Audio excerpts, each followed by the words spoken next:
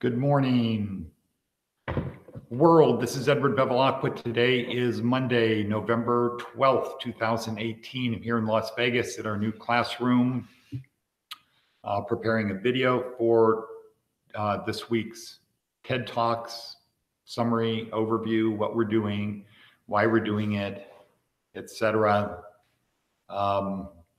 This video is backwards. There we go. This video is backwards. So this is actually my left hand, but I don't know, I can't get the camera going today. It's Monday, as we say around here. And of course the flags are backwards. So today is week 3 of our program, our special Reno program. And this week is about outside our school-sized kingdom.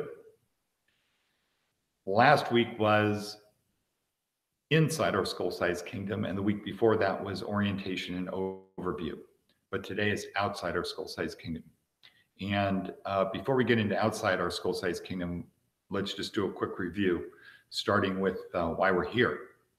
So we are here, meaning this class, you're in this class to learn tools and techniques for success. And in our program, success means having money plus meaning and purpose. And by money, we mean the ability to experience more. That's what we mean by money. So you're not in a position of not being able to experience things, living day to day, week to week, having money in the bank, having investments, being able to retire, feeling comfortable, being able to have holidays, vacations, etc. And in our program, that breaks down to $200 a week in savings for 2 years on a Stash app or Robinhood. We prefer Stash, but on an app like Stash where you put $200 a week into your Stash account, also have an Acorns account to round up. And the goal is that after 2 years, you have $30,000 cash. You use that money to buy a house. You don't live in the house, you rent the house to somebody, you take care of the house, and for 10 years, that is your nest egg. And if you do that, your life is set. You don't have to worry about what to do. You don't have to worry about ever being 70 years old, working as a greeter at Walmart, and adding cat food to your top ramen. So, but it takes the discipline of saving $200 a week. Well, to save $200 a week, you should be making about $20 an hour and living frugally. We teach you the skills and we help you get jobs where you can earn $20 an hour. That's our goal. Your part is to learn the stuff and to remember it, because we don't teach you, we help you learn. You have to be committed to doing the stuff you need to do to learn. And, kind of that means this should be the highest priority in your life. This should be the highest achievable aim that you have, is to save $200 a week for 2 years and to do whatever it takes to save $200 a week for 2 years, plus have an Acorn account and live frugally. Or the sooner you get $30,000 cash. You don't have to wait two years, but $200 a week for 2 years. That should be the highest aim that you have. Not watching MTV videos, not vaping, not just sitting around doing nothing, not playing games on your phone, not going outside, just hanging out, bullshitting with people. This should be the highest aim for you to do. And here, there's a lot to learn. We only have 4 weeks. Stanford has 4 years to turn people into masters of the universe. We have 4 weeks, and this is the start of week 3. So our program is essentially a Brain Smart program. It's getting information into your brain, and it's in the context of business skills that you need to get stable and meaningful employment. Week number 1 is our overview. We talk about that. Week number 2 is inside our school-sized kingdom, and we're looking to answer 2 primary questions. Who am I and why do I behave the way I do? Who am I is I am my connectome. I'm what's stored in the neurons in my brain. And it's very important I take care of my brain, because if I don't take care of my brain can't take care of me. So we learn about neurons, and we break it down to dendrites. We go to the synapses, we go to the vesicles, and we go to the neurotransmitters, and we find out that neurotransmitters are responsible for the feelings that we have. And the third thing we do inside our skull-sized kingdom. So one is our neurons, and that's part of our connectome. And the connectome is all the connections of the neurons in our brain. We have about 86 billion neurons and about 10,000 connections each. So that's a big number. So it's about like 860 trillion neurons. It's kind of interesting. So, and those neurons have stored our lived past, our anticipated future, our imagination, our ability to simulate, and other things. Our neurons our neurotransmitters are released from the vesicles, through the vesicles in our neurons, and they're responsible for our feelings. So we don't feel things if we don't have the release of neurotransmitters. And we focus on 4 neurotransmitters that are responsible for most of the things that cause us to feel happy. That's endorphins, that do what? Mask physical pain. Dopamine makes us get things done. Serotonin, feeling of pride, and oxytocin, human connections and bonding. And then we focus on, or we also spend a little time on cortisol and adrenaline and testosterone. So that was last week. And then we finished with the reticular activation system, which is part of my brain, part of our brains inside our brainstem, which are attached to our beliefs, and they act as a filter. And their fundamental purpose is to scan all information available to us. So anything that comes in through our eyes, ears, nose, fingers, senses, any information, is constantly scan all information available to us to support our beliefs. So anything we feel is important is going to come to our attention, and we need to program our reticular activation system for the things that are important. We also need to stop all negative self-talk, because our reticular activation system goes for whatever's important. If it's something that's good, like I need to learn the skills I need to learn so I can earn $20, $200 a week, or put $200 a week on my stash account for 2 years, then our reticular activation system will do it.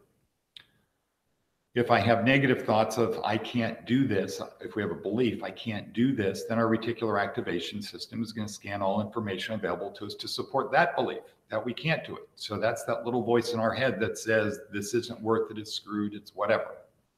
So we need to stop all negative self-talk and focus on positive things and program our reticular activation system. And we learned from week 1, our orientation and overview.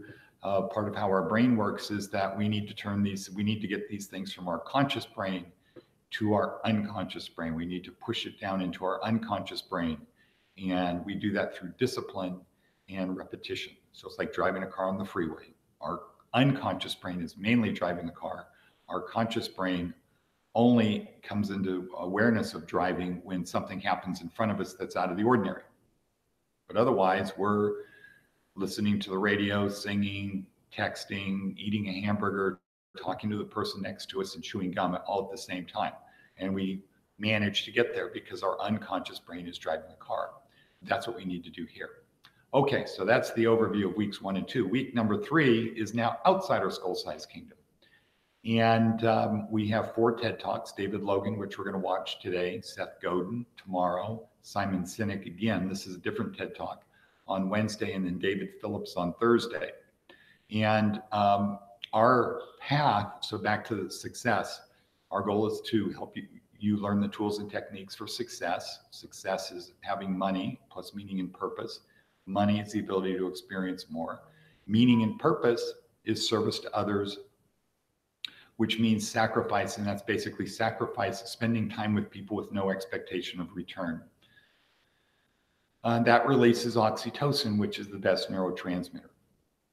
And our path to do that is through power, getting other people to do what we want.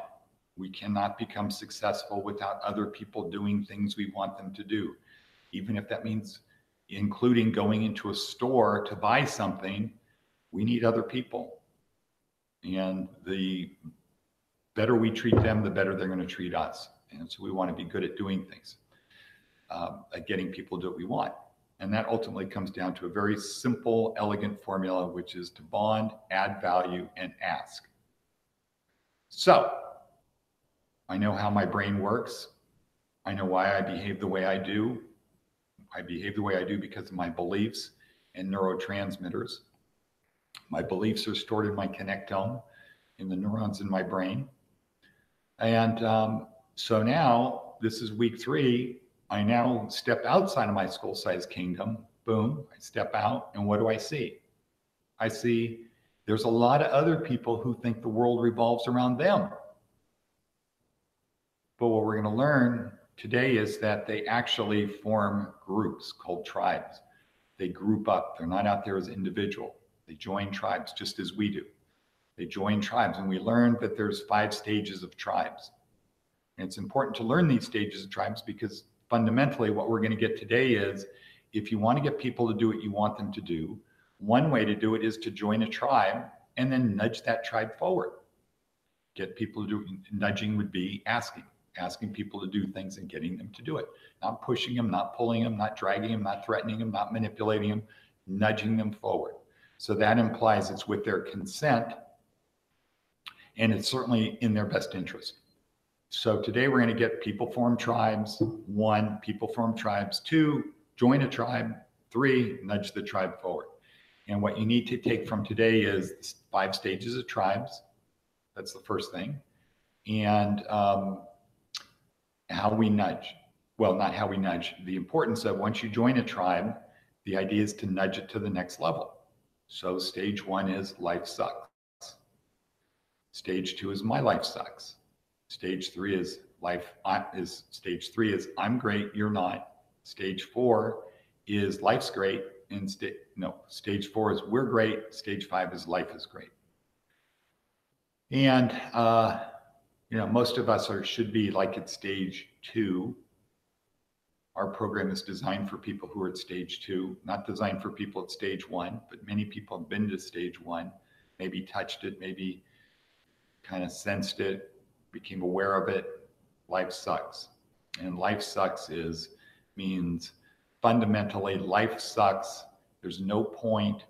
I'm a nihilist, and therefore anything I feel like doing is okay because life sucks. So this is the attitude of people who are going into a movie theater and shoot them up, kill people in there just because they can. Or this last week in California, where a guy went into a bar and he shot 12 people, killed 12 people. That's a person that has life sucks. There's no point. There's no reason to do anything good. Maybe we're just atoms in the void. It doesn't matter. Life sucks. So whatever happens to you, that doesn't matter. Life sucks. Again, that's not our people. And people at that stage don't really bond together. They sever relationships in other tribes and they kind of pool. They are aware of what other people do that are like that. Okay, stage 2 is my life sucks. So at my life sucks, it's not life that sucks, it's just my life that sucks. There could be a good life out there, or I can observe people do have a good life. It's just that my life sucks. And what we want to do is we want to get out of stage 2. We really want to get to stage 4.